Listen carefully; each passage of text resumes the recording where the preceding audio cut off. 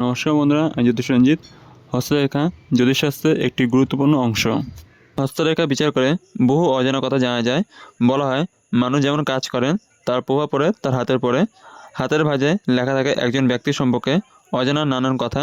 এক নজরে দেখে নেওয়া যাক কারোর অর্থভাগ্য জানতে গেলে হাতে কোন কোন চিহ্নগুলি থাকতে হয়। কোটিপতি হওয়ার কয়েকটি চিহ্ন দেখে নেওয়া যাক। 1. হাতে কোন কোন যোগ থাকতে হবে। জ্যোতিষশাস্ত্র অনুসারে শুক্র, বুধ ও বৃহস্পতি অবস্থান যাদের হাতে চন্দ্র রয়েছে তারাই কোটিপতি হতে পারেন। এই যোগকে রাজলক্ষ্মীর যোগ বলা হয়।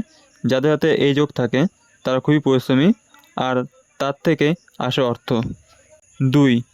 কোন কোন চিহ্ন আপনাকে ভাগ্যবান করতে পারে। জ্যোতিষশাস্ত্র অনুসারে হাতের মধ্যে যদি কচ্ছপের আকারে কোনো চিহ্ন থাকে তাহলে তা ব্যক্তিকে ধনী করে তোলে।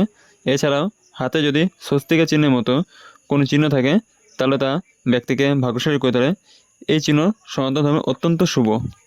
3. হাতের তালুতে কোন তিল থাকলে ভাগ্য তুঙ্গে থাকে। হাতের বুধের উচ্চ অংশে যদি সাদা তিল থাকে তাহলে তা ভাগ্যকে তুঙ্গ রাখতে সাহায্য করে। এছাড়া ভাগ্যরেখা যদি সোজাসুজি হয় তাহলে কোটিপতি হওয়ার সম্ভাবনা প্রবল হয়। 4. হাতের উচ্চ অংশে কোন চিহ্ন প্রয়োজন। হাতের উচ্চ অংশে যদি দেখা যায় যে কোনো রেখা বিনা বাধায় কাটাছেঁড়া ছাড়াই এগিয়ে চলেছে তাহলে বুঝতে হবে যে সেখানে সৌভাগ্য যোগ তুঙ্গে। এছাড়াও শাস্ত্রের মতে হাতে যদি গজলক্ষ্মী যোগ থাকে তাহলে সাধারণ ঘরেও জন্ম একজন ব্যক্তি ধনী হয়ে যেতে পারেন। 5. হাতের কোন স্থানে চতুষ্কোণ থাকলে কী ফল প্রদান করে। 1. এই চিহ্নটি যদি মঙ্গল ক্ষেত্রে থাকে তাহলে জাতক বা জাতিকা প্রচুর সম্পত্তি অধিকারী হয়ে থাকে। 2.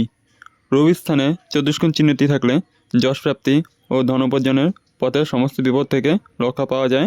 এর ফলে জাতক জাতিকার কর্মক্ষেত্রে জয়ী হয়। 3. এই চিহ্নটি রাহু ক্ষেত্রে থাকলে জাতক বা জাতিকা কর্তব্যপরায়ণ, ত্যাগী, পরোপকারী ও দানশীল প্রকৃতির হয়, কিন্তু অনেক সময় এরা বন্ধুদের দ্বারা প্রতারিত হয়ে থাকে। 4. শনি ক্ষেত্রে এই চিহ্নটি মাঝখানে যদি একটি ছোট্ট লাল বিন্দু বা দাগ থাকে তবে জাতক বা জাতিকা আগুনের হাত থেকে রক্ষা পায়। 5. এটি বুধের স্থানে থাকলে শিক্ষা, বাণিজ্য, ধর্ম, অর্থ উন্নতির পথের সমস্ত বাধা থেকে মুক্ত থাকা যায়। 6. বৃহস্পতির ক্ষেত্রে চতুষ্কোণ চিহ্ন থাকা জাতক জাতিকার পক্ষে খুবই শুভ।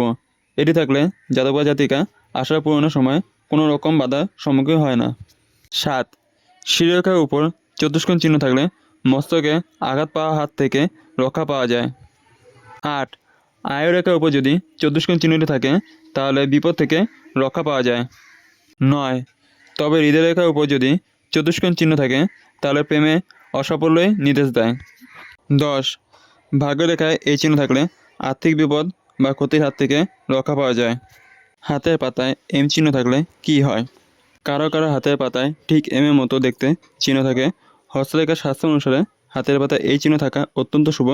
যাদের হাতের পাতায় এম চিহ্ন থাকে 35 বছরের বয়সের পর তাদের বিশেষভাবে ভাগ্যোন্নতি হতে পারে।